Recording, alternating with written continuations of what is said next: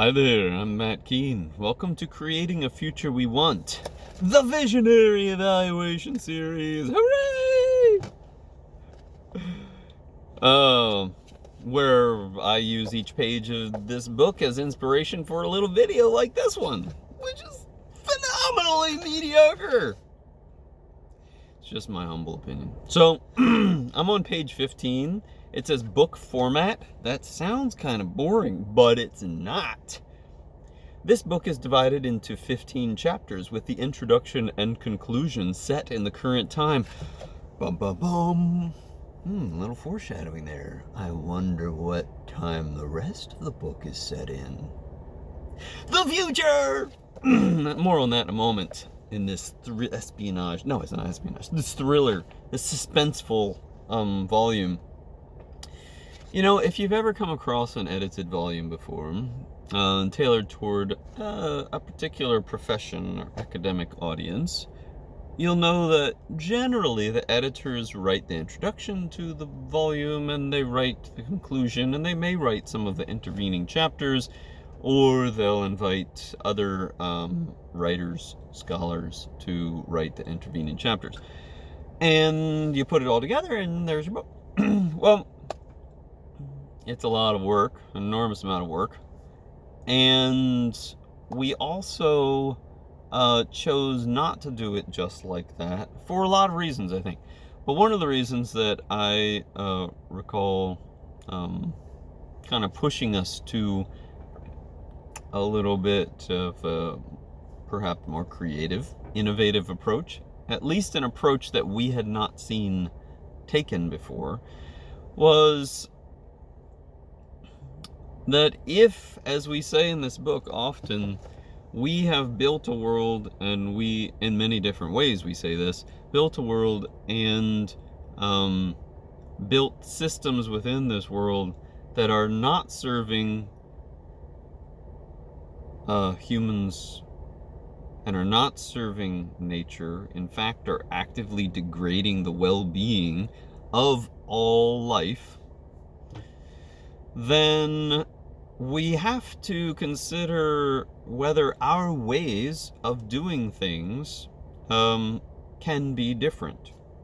Of course they can.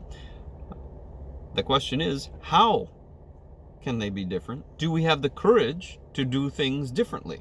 Do we have the courage, the boldness, the temerity to try something that hasn't been tried before?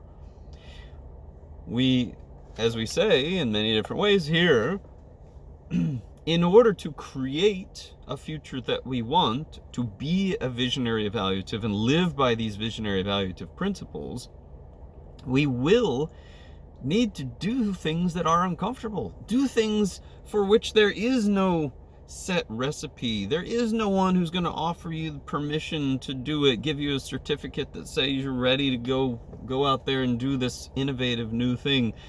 If we have a vision of a future we want to create, if we want to challenge the norms of the status quo and how things are, it's going to require trying a bunch of stuff, testing. Much of it's not going to work. Now, the only problem with things not working, making a mistake like that, is not learning from it.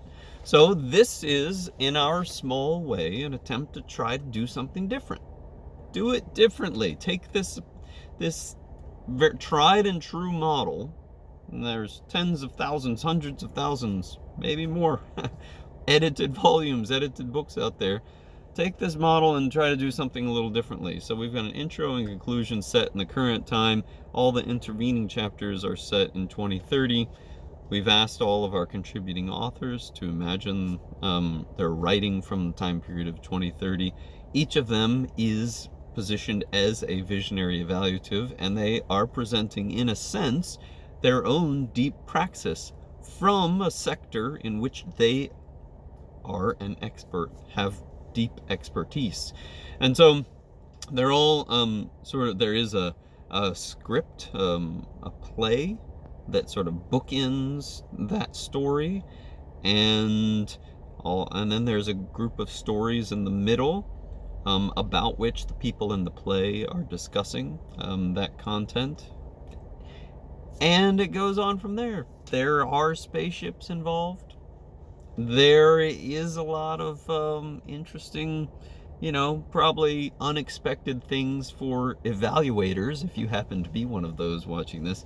Unexpected things about this volume. And we've attempted to, innovate with the format and create just a little bit of discomfort, because we all need to feel it. It's going to take a great deal of courage and experiencing discomfort and failures in order to find those ways to navigate through the craziness of this world we have built so far. Will we co-opt it? Will we rebuild it? Must it be torn down, burned down, before we can build it up again? Gosh, I hope not. Well, this is our tiny contribution to that. That's a little bit about the book format in Visionary Evaluation. Thanks for visiting. I'm Matt Keene, the Visionary Evaluation series. What is your vision of an innovative approach to one that is very traditional in your life now?